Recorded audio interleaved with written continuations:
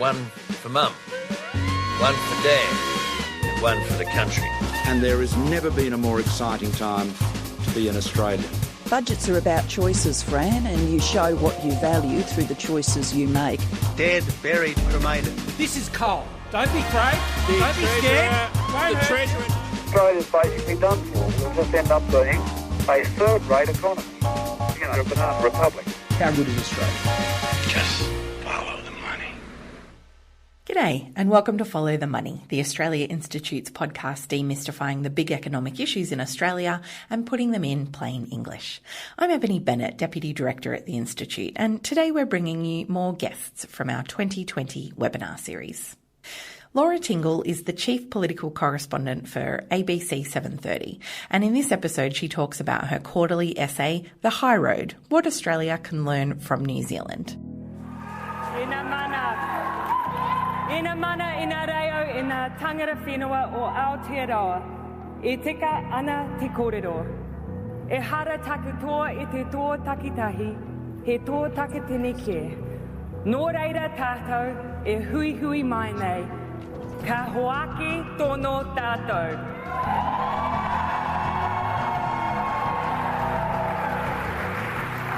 Tonight, New Zealand has shown the Labour Party its greatest support in at least 50 years. You know, I am part of a generation that didn't routinely learn Te Reo Māori. Anyone who's heard me with the language will have seen very visibly my attempts to learn the language as I go, and so I'm doing it in a very public way. But I hope as part of that, maybe there'll be more who'll choose to join that journey with me, and that we have more people learn. I move government notice of motion number 1 in my name regarding a declaration of a climate emergency. Government organisations to be carbon neutral by 2025. We must get our own house in order. How can we stand and take a leadership position amongst the private sector unless we take the same action that we expect of them?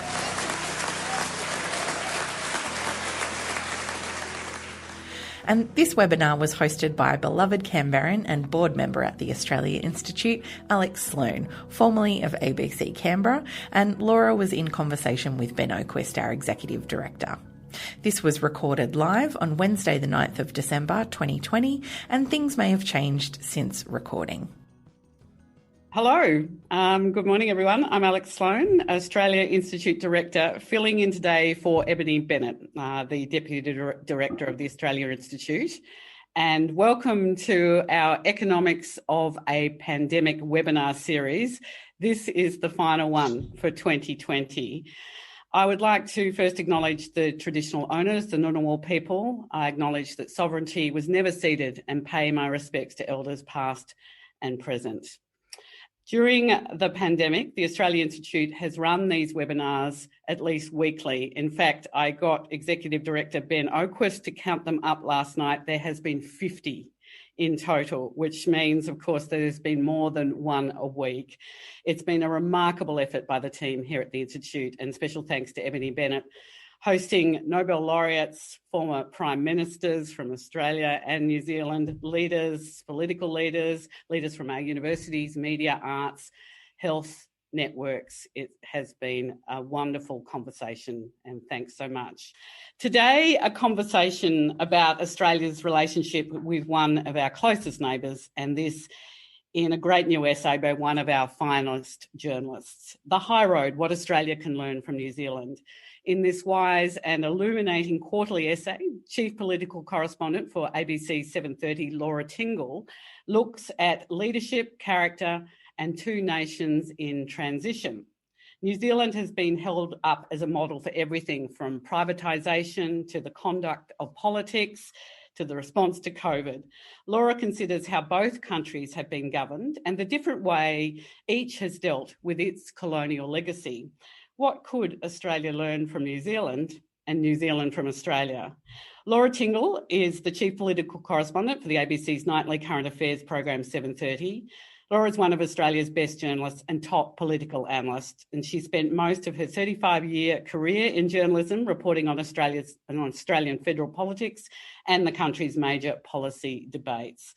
A journalist, author and essayist, she was formerly the political editor of the Australian Financial Review, and Laura is passionate too about fine music and is a member of the Canberra Choral Society's Alto Naughty Corner. Ben Oquist. Ben is a highly respected political analyst, commentator, and political communication strategist. He was appointed Executive Director at the Australia Institute in 2015, so he's been in this job for over 5 years. I'm not sure of Ben's singing ability, but I'm guessing tenor. Over to you, Ben and Laura. Thank you, Alex. Lovely to have you introducing our webinar today. And I know many in Canberra in particular love to hear you on air. So it's great to have you on air today. And thanks for the warm introduction. And hello to Laura. No, I won't be singing, but I am really looking forward to getting stuck into your quarterly essay. And what a delight it is to be able to talk about it. I want to get straight into it, really, and ask you the kind of big picture question, which is, why haven't we compared ourselves with New Zealand more? And you talk about so many parallels historically, recently, everything from dealing with the EU common market to electing prime ministers under the same slogans like "It's time," to dealing with the floating of the dollar and financial crises. Why has it taken perhaps COVID and your essay to get us starting to compare each other more? You would have thought, with such similarities in history and the close connections, so many, as you point out, just as a kind of throwaway line, how much of our tourism market is actually dependent upon New Zealanders coming here. Why do we spend so little time comparing ourselves to New Zealand? Hi, Ben, and everybody out there. Look, what I argue in the essay is that the historical roots of that really do have a lot to do with Great Britain. The fact that for much of our history, for sort of the 100 years post-Federation, or 120 years post-Federation and before, we were both competing for the attention and affection of Great Britain as colonies or outposts in various shapes and forms. So that meant that we were focused onto the other side of the world rather than on each other, even though there was really from very, very early days very strong links between the two. I mean, Maori were trading with the very earliest sort of settlements in New South Wales of the Brits when they arrived in 1788. Somebody was saying to me yesterday, in fact, that they helped in some ways keep the starving colony alive. But so there is this underpinning of that relationship, that it was both focused on Britain and competitive for Britain's attention, which I think explains a lot of the whole preparedness to go to war. You know, they used to compete with each other about who signed up first to join a British expedition somewhere else in the world. So I think that was quite important. I think more recently there's been, we've become very sort of insular in our discussions, and I think that tends to be the case in a lot of countries. We don't actually sort of ever think, oh, other countries might be doing the same thing as us, maybe they're thinking about this.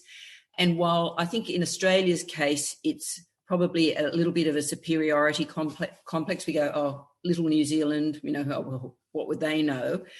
In New Zealand's case, they really do have this great sort of sense of independence. And it was sort of striking when I was talking to people about the really early periods of economic deregulation in New Zealand, which were running essentially a year behind Australia, because we elected Hawke and Keating in 83, they elected Longy and Douglas in 84. And I said, well, I suppose you were looking at what happened in Australia and thinking, oh, maybe we should do that. And they just said, no, why would we do that? And that, in a way, reflects just the different development of the discussions and debates in the two countries. Australia was was sort of almost forced into that deregulatory sort of fashion by what was going on in the world. It wasn't the agenda in which Labor had come into office on. And of course, it was very much a consensus-based model that Bob Hawke pushed at the time. By comparison, Roger Douglas had a clear blueprint for really radical free market reform in his top drawer before he got into office, and was determined to introduce it and get it through as quickly as possible, because he thought that if he didn't, he wouldn't ever get it through, because it was almost destined to make sure that the government only lasted one term because it would be so unpopular. So there were different mindsets. And then, of course, there were differences in foreign policy positions, going back to the ANZUS alliance, and differences over nuclear ships. So there was a range of reasons why we didn't sort of think of each other as comparable, even though the really amazing thing when you start to look at this last 30 or 40 years, as I do in the essay, so many things were happening which were more or less identical in terms of the debates we were having and in terms of the influences we were facing in both countries. I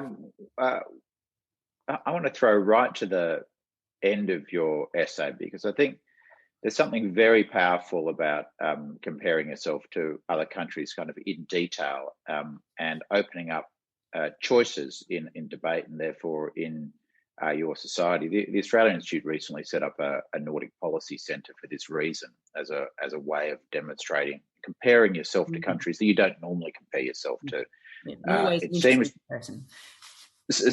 Sorry, say again. No, yes, I agree. The Nordic countries and Norway in particular is an interesting comparison as a resource-rich country. Yeah, sorry, I interrupted. Yeah, but I think there is a reflexive comparing ourselves with the United States and the United Kingdom in Australia, sometimes with Asian countries, but very little with New Zealand and certainly not Nordic countries. And I like to say that there's nothing more powerful than an idea, except an idea that has already come. And looking at a country's policies that have actually been implemented and how they've been perceived and how they've travelled can open up debate. But you touched on the deregulation kind of theme that ran through a lot of New Zealand politics a little later than Australia's, but were kind of more disruptive in a way in New Zealand, that really shaped it for some time to come. Why do you think it ran further and faster and harder in New Zealand than it did in Australia? Well, I think it ran further and farther and harder, first and foremost, because there was this blueprint in place from Roger Douglas. And, one of the interesting things, as you say, the power of an idea is one thing, but it's also about who's in the discussion.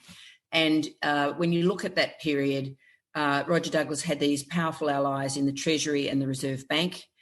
They set up an organisation called the New Zealand Business Roundtable, which is akin to the Business Council of Australia, I suppose. They outsourced one of their Treasury officials to run that, Roger Kerr, who became a very powerful voice in New Zealand.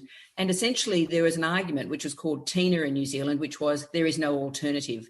Now, you have to look at the different circumstances in New Zealand. It was massively subsidised and as an economy to a really unsustainable level. So the need for them to really radically restructure was greater in New Zealand. But it's made, the obvious points are it's a unicameral system. That is, they've only got one chamber of parliament. It was very much, as they used to call it, an elected dictatorship in those terms. The executive government and particularly the Prime Minister had huge power. But basically, it was a system where you could basically push all opposition in front of you and away and just sort of get on with things. Now, that wasn't the case in Australia, and it was particularly not the case because Hawke had come in on this consensus platform after the divisions of the Fraser years, and we had, wasn't just the Accord, but we had all those tripartite groups with the unions and business. Now, while the relationship with business became a bit more fractious over the years, the the ACTU, which still then represented sort of half of the workforce, had a sort of an effective seat at the table, the cabinet table. So you actually had a public debate about whether these ideas were good enough or not. In New Zealand in those days, the debate was purely about, how fast you could implement them. There wasn't, and I remember being there in the 80s, and there wasn't all that much discussion about what the outcome might be at the end. One of the you mentioned the elected dictatorship there. Was one of the outcomes of that kind of rush of going faster and harder electoral reform in New Zealand? It's one of the things you talk about in the essay, and New Zealand now has a proportional system, unlike Australia. It's got a preferential system, and New Zealand kind of moved from that single-member electorate system to proportional representation. And was that a reaction to that, one? And two, how has that affected political culture? Because it's one of the things I wanted to talk about. Are there some lessons in New Zealand about the way it does politics or the way it conducts public policy that could be useful for Australia? Because, as you know, there is a kind of hankering for something different, or at least some people are thinking about how do we address what seems to be a steady decline and erosion of faith in politics in Australia that's even leading to a loss of trust in democracy itself. And what are the kind of democratic infrastructure lessons we might learn from New Zealand? That's a big question, or questions there. So without a doubt, the change in electoral system was a response to, there had been pressure anyway because there was a sort of a gerrymander in New Zealand. But the push to what's called MMP really took hold because both Labor, by the way it radically altered things after it came in 1984, which it hadn't told voters it was going to do, and then National, the Conservative government that followed them in 1990, also did, basically meant that both major sides of politics had disabused the trust of the electorate. The change to the system was actually an accident. David Lange had misread his notes and accidentally agreed to have a referendum on a change in the system, and National then thought they had to agree. So it was a bit of a happenstance because, of course, the change doesn't benefit either of the major parties. And it's tended to be seen, that shift, to which basically means that you're much more likely as in the German system or even the ACT system to have a coalition of parties in government. It's tended to be seen in Australia as a blockage to reform. But in fact, both Helen Clark and John Key on both sides of politics have managed to get significant reforms through, partly because New Zealand politicians have had to learn to live with each other and be civilised and negotiate. And I would sort of argue, well, it basically means that you have to thrash out a coalition agreement before you form a government. So everybody knows what they're going to do beforehand. Everybody knows that they might have to be nice to the other parties in the system. And as a result, everybody does tend to be more civilised. Now, a couple of other factors that I think are important in this, Helen Clark makes the observation, in terms of Australia, Helen Clark makes the observation in the essay that because of our preferential system, well, she says that in New Zealand, you can only win by staying in the centre. And all the other minor parties on the right or the left or wherever they are, they can get in on their own right, and then you can negotiate with them. In Australia, because of the preferential system, it tends to drag the parties out from the centre to try to capture those votes from the sidelines. You know, obviously, particularly somebody like Pauline Hanson's party with the Liberal, the LNP in Queensland. And I thought that was a really interesting observation. The other thing that I think is really important in terms of the culture in New Zealand is the sort of non-parliamentary parties in the debate. Rupert Murdoch isn't really in New Zealand. He's there via Sky, but he does not have a major newspaper. And more's the point, there isn't a national newspaper in New Zealand. So you don't have this sort of dominant force in the media spouting one idea or not. They've never developed the culture wars as such. When we were having the Cronulla riots in Australia in the mid-2000s, they had a national leader, Don Brash, who tried to sort of play the race card, if you like, about settlements for Maori under the Treaty of Waitangi process. And he sort of lifted in the polls a bit and was picked up a little bit by sort of a couple of shock jocks, but it never gained the sort of momentum that those sorts of things have gained in Australia and become entrenched with as part of the political culture. Now, I think I don't finish my thoughts about all of this with a sort of an idea that we should change to MMP immediately. I don't think that necessarily works for us given our federated structure, but it does show the benefit, which we sometimes forget, of having multiple voices in the discussion. And I think we've seen that this year through the National Cabinet, the fact that it was the states who basically really pushed, Gladys Berejiklian and Dan Andrews really pushed Scott Morrison early on for the lockdown to occur. He was very reluctant to do it. And I think if you think about that, in both cases, it shows the benefit of having as many voices as possible in a discussion. And that should be the case, whether it's talking about politicians, levels of government, or in media diversity. And I suppose it's not that I sort of come out of this saying we have to change our structures, but if you look at New Zealand, it can remind you that political discussions can actually be quite civilised, and they don't have to be so completely, sort of divided and ludicrously oversimplified as they have so often become here. Mm.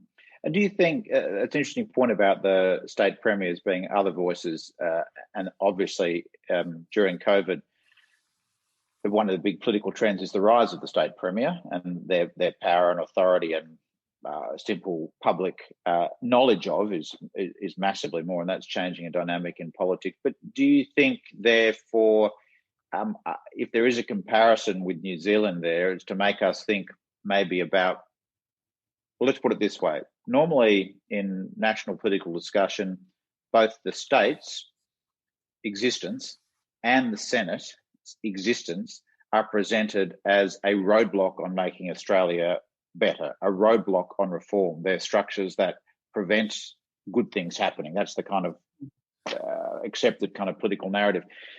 Is therefore, even if it's not to suggest that Australia moved to MMP or proportional representation, it's to make us think about those structures as potentially good, not bad, not something to be run down the whole time.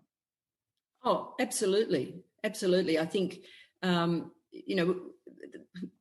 Senate, as people would, I think, often say, sort of saves governments from themselves. I think a lot of people in the coalition would say that the fact that John Howard got a majority in the Senate was his undoing with work choices. The Senate can be such a source of, if it's used and perceived and regarded properly, as it should be, as a house of review that can improve legislation, not just purely as this sort of horse trading place that you don't actually regard as being legitimate. I think it gives you that flavour of those things. And I think with the states, I mean, I suppose I'm old enough to remember the days when there were as many political reporters and specialist reporters covering state politics as there were in federal politics, because the reality is that the states still do run most of our systems. And my sort of take has always been that what happened was that as the federal government deregulated and therefore lost all its levers to be able to affect people's lives, you found them increasingly talking about issues that were actually the preserve of the states, like schools, like hospitals, like education more generally, like law and order. These had always like infrastructure. These had always been the areas of state responsibility. Federal governments wanted to look like they were running the joint, so they started to talk about them. But COVID has just reinforced the fact that, in fact, it is the states that do these things, and it's the state governments who actually really understand how those systems work. So I think, a takeout, oh God, I've just said that, which is a terrible term, but a real thing that's come out of this period in the last 12 months is to sort of say, actually, it's a good thing to have all of these different voices. And people don't like to have arguments. People don't like the blame shifting. I understand all of that.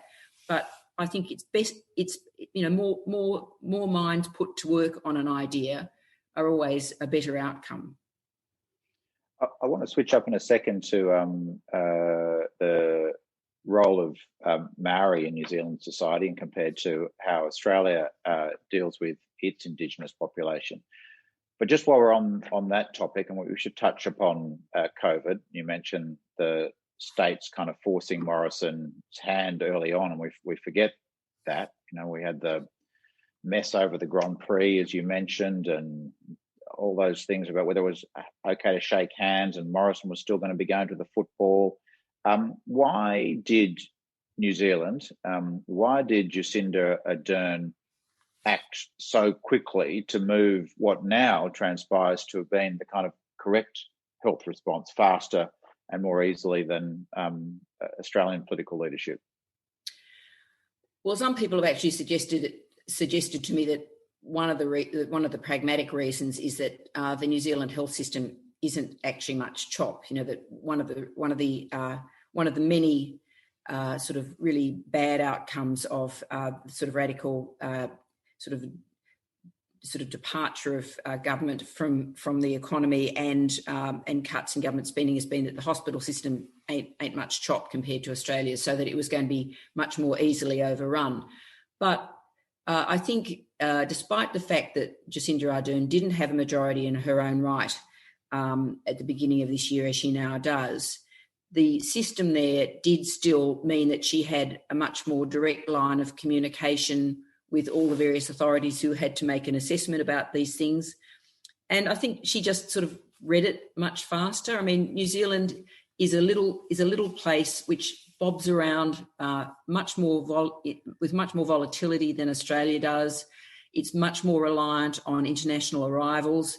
And so therefore much more, even though we've got this massive number of people who've come to Australia every year or until now, it's not as obvious because so many of the people coming to New Zealand are short-term tourists rather than people coming on work visas or more permanent migration. So I think New Zealand was really very aware of how vulnerable it was to this virus and how easy it would be for it to close the borders and try to protect itself. And I mean, the interesting thing is, of course, they've also just done these huge dumps of releases of documents outlining their decisions under the equivalent of freedom of information.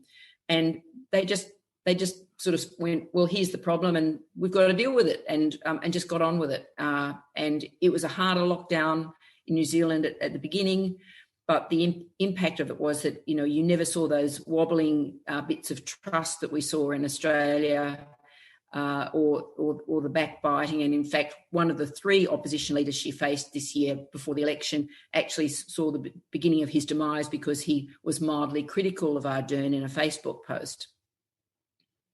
Yeah, interesting. Well, I there's so many bits to get into this essay, and we're not going to do it justice in this hour, but I did want to talk about your chapter that kind of compares the Indigenous engagement from Australian governments and New Zealand. And I thought I'd start by just quoting back at you the former National Party Prime Minister Bolger, who said, well, it was a question of New Zealand's honour. And it just struck me as such a powerful statement that you haven't, I can't imagine that such a statement being made in Australia, or haven't heard one at such a prominent level. And it seemed to kind of cut through the difference. And as you point out, there's not been a perfect system by any means, and Maori face massive disadvantage in New Zealand that many Indigenous peoples have faced as a result of colonisation, of course. But what can Australia learn there? Yeah, I remember reading that quote and just being blown away by it. I thought it was just extraordinary. Just because you go, when was the last time anybody talked about honour in Australia about anything? Look, I think there are a couple of lessons out of what has happened. I mean, a lot of this history was contemporaneous. Basically, both sides of politics in the 90s said, right, we've got to address breaches of the Treaty of Waitangi, the original founding document of New Zealand, signed with Maori chiefs, not just contemporary ones, but historic ones. This was when we were talking about Mabo and Wick. It was a big political issue. A lot of people in New Zealand, in Pākehā communities, the white communities, didn't like it. They said, well, we never signed the treaty. All sounds a little bit familiar. But as Jim Bolger said, it became a matter of honour. And there was this sense that the country couldn't really move on until it dealt with it. Now, I think the important thing about the Treaty of Waitangi Tribunal, which was the basis through which these were negotiated, was that it didn't just look at compensation claims.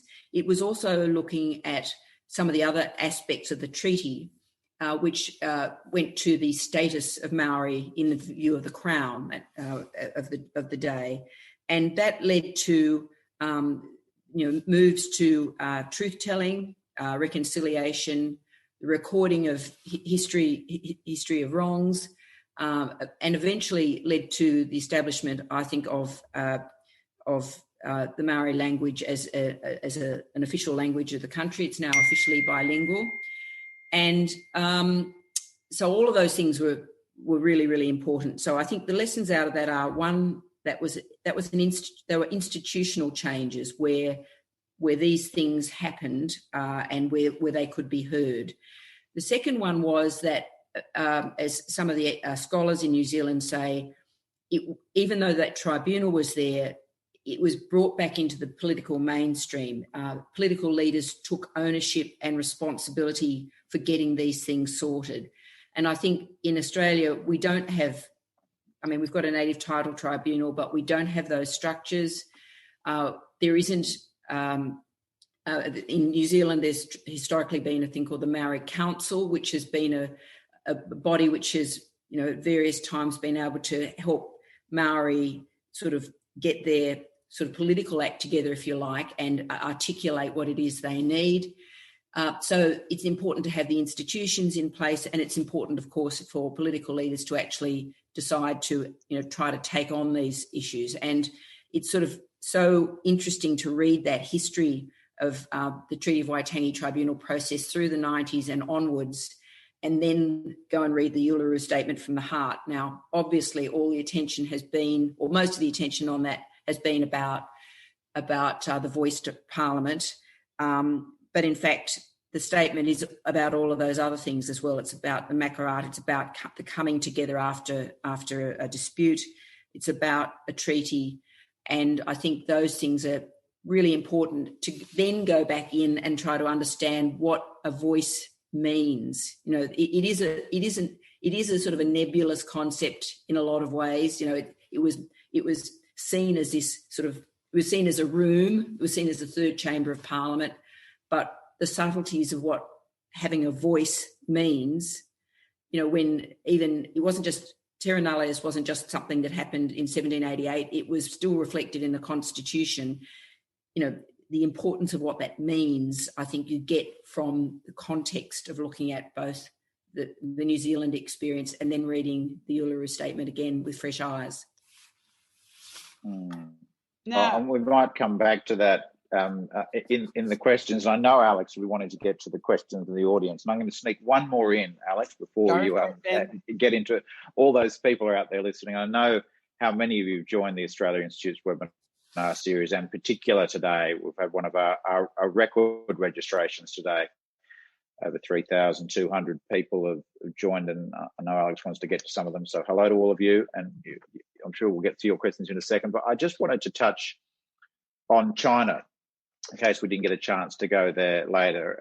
And you've got a section in the essay about China and the real differences in a strategic approach on trade and on anything. You quote, maybe that's something we can get to as well, Helen Clark observations there about how New Zealand is handling it. She quotes Kevin Rudd as a way of articulating what might be some differences. What's New Zealand's different approach to China? Are there any lessons, or is it just too different? A country and its relationship with the United States just too different for there to be lessons learned from New Zealand on its relationship with China, given the low ebb things have got to here? So to do it really quickly, so you leave time for questions. I sort of argue that that New Zealand basically was a little bit too enthusiastic and wide-eyed about China in the early days. It basically saw it purely as a trading opportunity, to the alarm of some of the other Five Eyes intelligence partners, that it didn't sort of actually focus too much on the strategic issues. It certainly has started to do that in the last 3 or 4 years, but it's managed to do so in a much more nuanced way. It's managed to sort of get away with banning Huawei by saying, oh, look, this is purely a process of tenders. It's got nothing to do with China. So I think it's played the diplomacy much more adroitly than we have. But on the other hand, it's not as big a target, if you like. As I quoted, I think Hugh White in last week's column saying, Australia is sort of seen by China as sort of an example to be made of to other countries in Asia. China sees New Zealand as an example of the way countries should behave towards it, because it has been very low-key. And it was interesting that when Jacinda Ardern came out this week and effectively backed Australia's problems, shall we say, with the offensive tweet by China, she did it in a fairly smart way of just basically saying, well, this was disinformation and we never agree with disinformation. But the Global Times said something like, well, of course, New Zealand would have to say that because it's under the thumb of the big bully Australia, and we won't punish China. We won't punish New Zealand for this. So, we're a much bigger strategic target, but New Zealand is very vulnerable in a way because so much of its trade is now dependent on China. And China sees New Zealand as a sort of as a soft spot. It would love to peel New Zealand away from the Five Eyes intelligence group. It knows it's got these sort of effectively 4 votes in international fora because of its links with small islands in the Pacific, and because it's got interest in Antarctica, where China wants to go. So they're an interesting comparison of the sorts of ways China plays to different countries in this part of the world. I don't know if we can learn anything from it, but I think they have been much more adroit in the way they've sort of publicly positioned themselves. Adroitness and nuance aren't words that you generally use to describe Australian politics. Anyway, perhaps we'll get some from some nuance and adroitness from our audience. Yes, there's an amazing chat going on and lots of questions. And this one from Melina Smith, who asks, Laura, why do you think Jacinda Ardern has such great leadership skills and emotional intelligence that resonate with many young voters? Look, I think you either have it or you haven't got it, I think, with the emotional intelligence. But she's, people who have dealt with her, leader to leader, or, as a politician, just say she just has this, that is this extraordinary strength she's got. The really amazing thing about Jacinda Ardern really is that she became opposition leader weeks before she became Prime Minister. So she has been on this unbelievably steep learning curve, and so has had to learn about being a minister, being a Prime Minister, being in government, all of those things at the same time, dealing with a fractious coalition partner in her first 3 years, which meant that she wasn't able to get most of her agenda through. And in fact, at the beginning of the year, there were real questions about whether she was actually going to win this election. So it just shows you how things change. But I think emotional intelligence is just one of those things you either have or you haven't, and people pick it up. And, as they say, they spot a phony a million miles away. And if you're a phony, you probably won't make it in politics. Laura, could I butt in there, Alex, and ask, just while we're on Jacinda Ardern and the emotional intelligence, she's also a global figure, and New Zealand's got a bit of a tradition of that. I even think of longing in that terms as an internationalist. And of course, Helen Clark, one of the great international leaders or diplomats, and Jacinda seems to fit into that tradition. What are the qualities that have made New Zealand produce leaders like that? Why is Helen Clark did so well as the Prime Minister and now internationally, and now Jacinda Ardern? Well, I think they're all sort of interesting characters in their own right, but there's this sort of endearingly, charmingly frank quality to New Zealand politicians, which is really terrific. I think the fact that they did break away from the US made them a figure of intrigue to the Western world in sort of through the 80s and 90s. And New Zealand also took this very practical view that since they didn't have a big brother in the background, except perhaps Australia, they had to make themselves useful.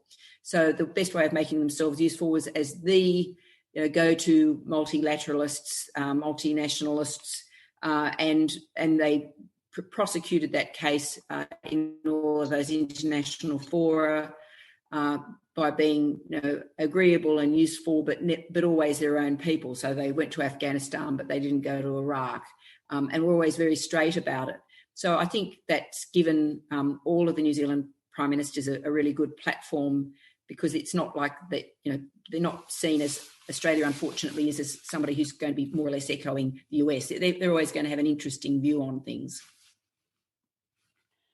Another question here from Jordan King. Laura, does New Zealand and Australia need more talking infrastructure, i.e. civil society dialogue and a spirit of sharing and comparing across our public institutions? Would this help both sides value knowledge of the other? Well, absolutely. As we say, it's sort of a mystery that we know so little about each other's discussions. And you go and have a look at it, and we've been conducting on both sides of the Tasman often discussions that are exactly the same, and we didn't know that other people were doing it. One thing that does happen a lot, which is in the dull sort of recesses of bureaucracy, and therefore we don't see it, is New Zealand talks a lot to the states. They spend a lot of time with state governments, New Zealand officials, and New Zealand is actually represented on a lot of, COAG is now a bit of a thing of the past as well, but New Zealand's actually on a lot of those COAG ministerial councils. So, at a governmental level, there is a lot of discussion, but as you say, in civil society, I'm not sure that it is there as much. There is some in areas of Indigenous policy, I know, some in welfare policy, but one of my problems when I was doing the essay was that there aren't actually a lot of people who really, really know a lot about both countries, in a really, pragmatic, how stuff happens sort of way. It's a very small pool. So get out there and talk to your Kiwi counterparts. But what do you think that's about, Laura? Why is that the case? Why is there such a small pool? Why have we been not so curious about each other? Look, you could say, why aren't we more curious about what's happening in other states? New Zealand does have a bit of a chip on its shoulder often about the fact that Australia doesn't pay much attention to it and can be a little bit obsessive about what we're doing. But I just think we've been consumed by all of our internal debates. We've been consumed by our relationship with China, the United States. The whole question of whether we should be part of Asia. It's been, such a dialogue over the last 20 or 30 years. As when Britain cast us both out in 1973, when it went to join the common market, suddenly we were going, well, who are we? So we were looking at trying to reinvent ourselves in this part of the world, and thinking we needed to engage with Asia in particular. So we weren't really thinking about New Zealand. So I just think we've sort of never really got into the habit of it. Ben, did you want to come in there? No, I wanted to touch on a point that the significance of not doing that and what it might help us do, and just quote a little bit from Laura's essay, use this opportunity to quote from that and let people know that they should read it. I know hundreds of you have taken up the Australia Institute's discount offer to buy it, so good on you. The mantras that dominate, this is towards the closing of your essay, Laura, the mantras that dominate Australian politics now are just as entrenched as the ones which once endorsed centralised wage fixing, high tariff barriers. They're so entrenched, they are almost unspoken, but often couched in Australia in the mode of thwarted ambition rather than philosophical endpoints. Government spending should be lower. Taxes should be lower. Government does things worse than the private sector. There are too many blocks to development. The wages system is not flexible enough. All those kind of unspoken truths that dominate Australian politics that we too rarely think about. And is the comparison with New Zealand help us unpack some of those things, or do they reinforce some of those mantras? Well, I think they should both unpack them and they should not reinforce them because one of them, it just, I suppose what I was hoping to do in the essay was to sort of say, well, look, what has happened in New Zealand shows that it doesn't necessarily have to be so, whether it's Indigenous affairs, foreign policy or economic policy. But I think the reality is that the experience of New Zealand in the economic field in particular is not a good ad for radical free market deregulation, particularly in a small economy. It has not achieved better outcomes as it was predicted would do. Wages have fallen, productivity has not risen. The best you can say is that their budget is basically, as the pandemic hit, more or less in the same position as Australia's was. So I think it does give us reason to stop and go, well, are those things actually right? And I'm not saying that, you suddenly go out and re-regulate the economy, or that you go out and, have huge amounts of spending that you don't need, or any of those things. But it gives us reason to go, well, it isn't necessarily the case in small economies like ours that you will get a good outcome. That's partly because of things that are very dull but really important, like the structures of our markets. Like Australia, New Zealand has a lot of duopolies, monopolies, and it just doesn't work that you privatise them. And New Zealand has actually moved to purchase privatised government assets and instrumentalities in a lot of cases, just because it really just didn't work. So I think we should be more open to these ideas and look at what New Zealand's done and say, yeah, well, sometimes it doesn't work, and we should just think more clearly about these things and not be so stuck.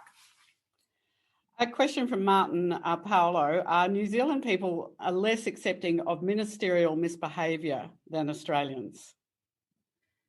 Well, look, I've got to say, I didn't really get into ministerial misbehaviour as such. I was trying to avoid the sort of scandal level of politics in all of this. But I don't think they are. I think they're just as intolerant of it. If you looked at the day-to-day news coverage in New Zealand, there are the same sort of controversies about who people talk to and, what they did and, did they do it on taxpayers' expense as there is in Australia. So I think that they're just as intolerant of it here as they are there as they are here. What about, Laura, then, kind of related area which I did want to touch on, which is the public service there and its role and structure and independence. I mean, perhaps the related one about transparency in, you referred to some cabinet documents being released, and I know they've got a system where cabinet documents are released much more quickly and easily and transparently. Is there something about the New Zealand public service that delivers better policy advice? I think it's interesting that the Australian public service will sort of quietly sort of say that they're a bit in awe of the quality of the public service in New Zealand, that it is actually, for the size of the country and everything else, it's better. It hasn't been as politicised, and it's sort of interesting that even though, the New Zealand economy starts in the 80s as this economy, which is a huge amount of which was sort of government, in the government sector, forestry, electricity, telecommunications, whatever. When that was corporatised and privatised, the essential public service structure of public service advice sort of seemed to survive all of that. And so you didn't get the sort of knights of the long knives. You didn't get the sort of the contempt for the public service advice. You didn't get the huge rise in ministerial offices, though I think it's probably happened to some extent. One of my other favourite hobby horses about institutional memory is much stronger, I think, in New Zealand in the public service, and I think that's been an enormous benefit to them. A question from Chris Minaj. Laura, to what extent do demographic divisions / culture wars between the inner burbs versus the outer burbs / rural regions exist? Are these the major stumbling points for necessary reform? And does it mean the current unravelling of the United States society is a glimpse into our future selves? Well, I suppose it's true that New Zealand is more homogenous is probably too strong, but there's not the sort of divide that you might get between far north Queensland and inner city Melbourne. People talk a lot about Auckland versus the rest of New Zealand a lot in terms of the way people see themselves. New Zealand has also changed a lot more socially as a result of all of those radical changes. It was a society where there were a lot of people living, in small rural towns in the 80s. A lot of those jobs disappeared, so there was a move to the cities. I think that does change it. And of course, the other thing that is profoundly different is that it's much more a bicultural society rather than a multicultural one. It's predominantly Pākehā, that's white Kiwis and Maori, but of course now there's also the Pacifica community. And just in the last 10 years or so, a lot more Asian migrants coming in, but nowhere in the sorts of numbers we've seen in Australia. So, there are different sort of social dynamics and demographic dynamics at play there. Just following on, I think, from the question about China, Jennifer Raper asked, would it be profitable for New Zealand and Australia to be more allied, create a neutral bloc in the Southwest Pacific? Oh, absolutely. And it's sort of interesting. I know both Australia and New Zealand, when you talk to officials, they tend to be a little bit sort of sniffy about the way they variously approach the Pacific. Kiwi officials will say that Australia tends to want to stomp in and tell everybody how to do things, whereas New Zealand does things in a much more cooperative fashion. Look, I don't know enough about the stuff on the ground to know whether either or both of those things is true, but I think without a doubt, Australia's sudden and I think belated realisation, though they insist that they always knew this really, that suddenly China was in the Pacific and gosh, how did that happen? Has forced us to think about what we do in the Pacific and how we use our influence.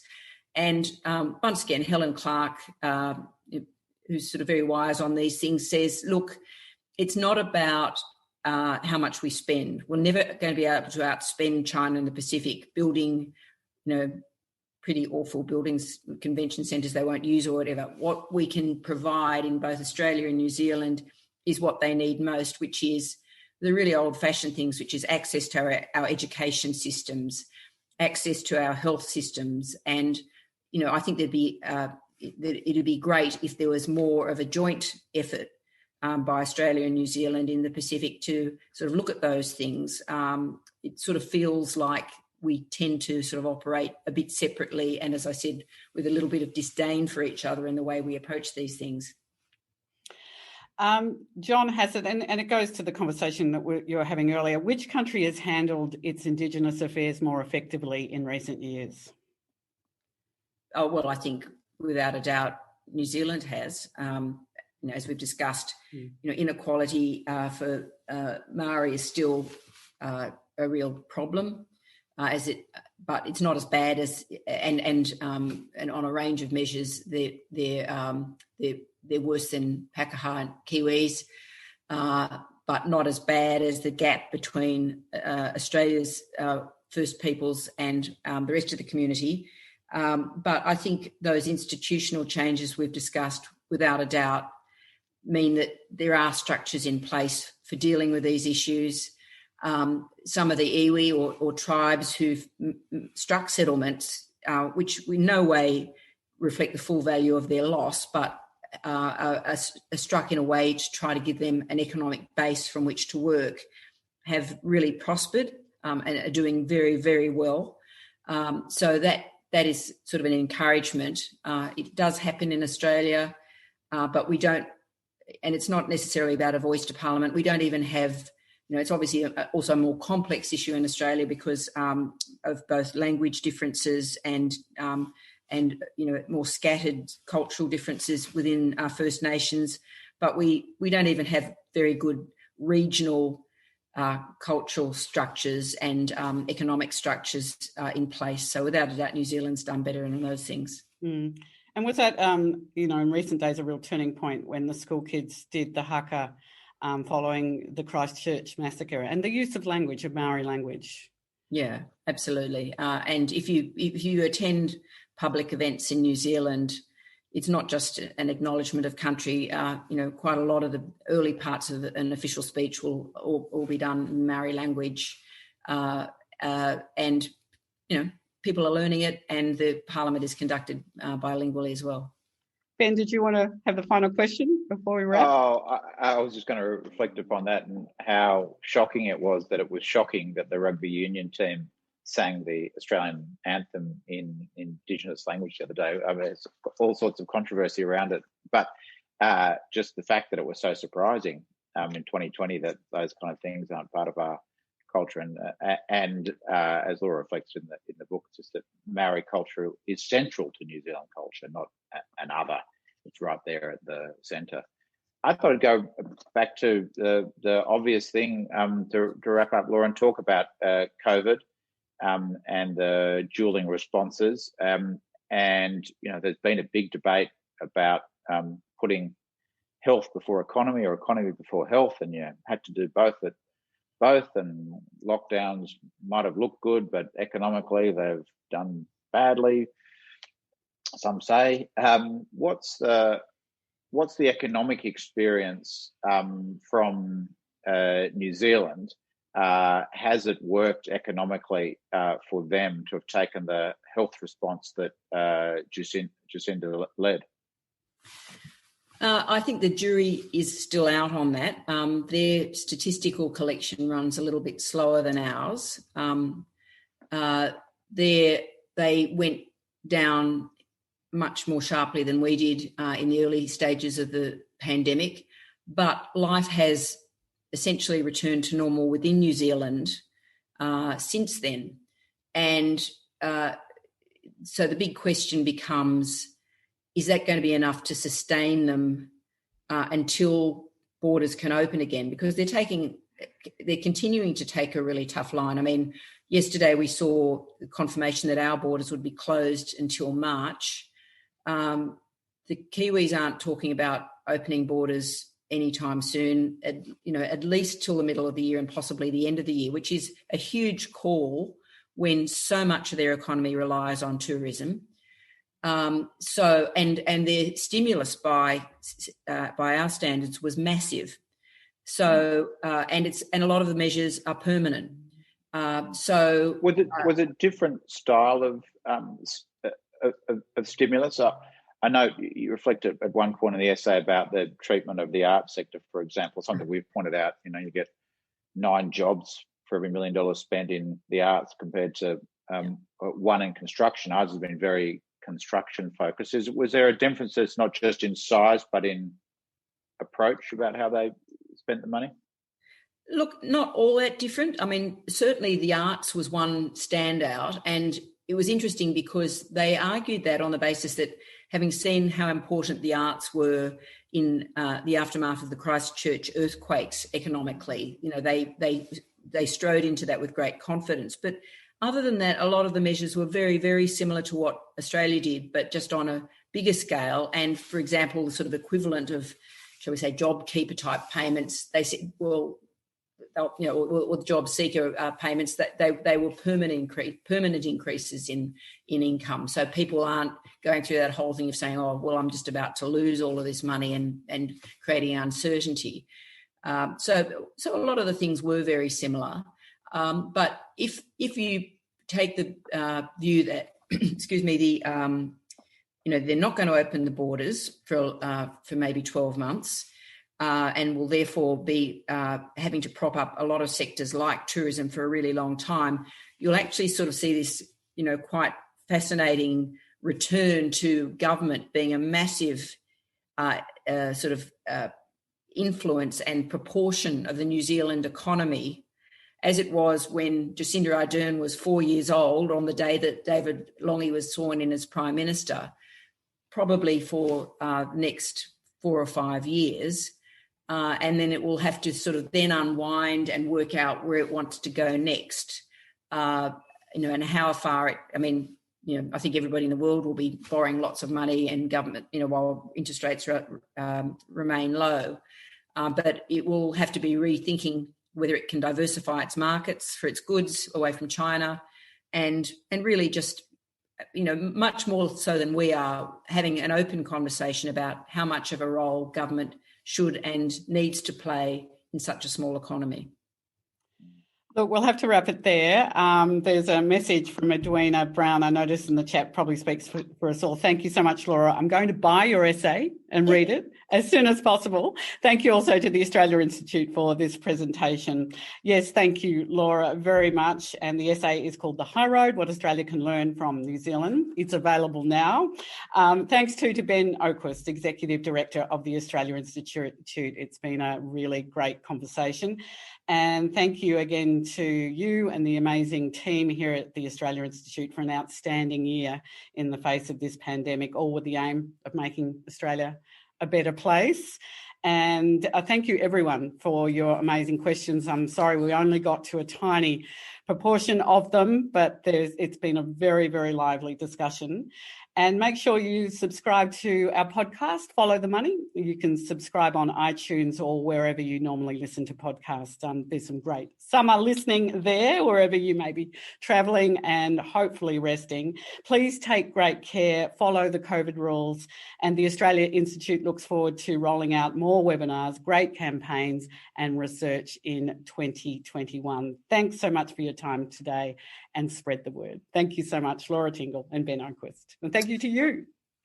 Thanks, Alex. Thanks, Alex. Thanks, Laura. Thanks, Ben. This has been a special summer episode of Follow the Money. All our webinars are free and available on the Australia Institute's YouTube channel. Or you can find all our latest research and content at our website, australiainstitute.org.au, and we're on Twitter at the Oz Institute with an AUS. My Twitter handle is Ebony_Bennett with a _N_T, and Laura Tingle is at La Tingle, that's LATINGLE. Ben Oquist is at Ben Oquist. This episode was produced by Jennifer Macy, and our theme music is by Jonathan McFeat from Pulse and Thrum. Remember, stay safe and thanks for listening.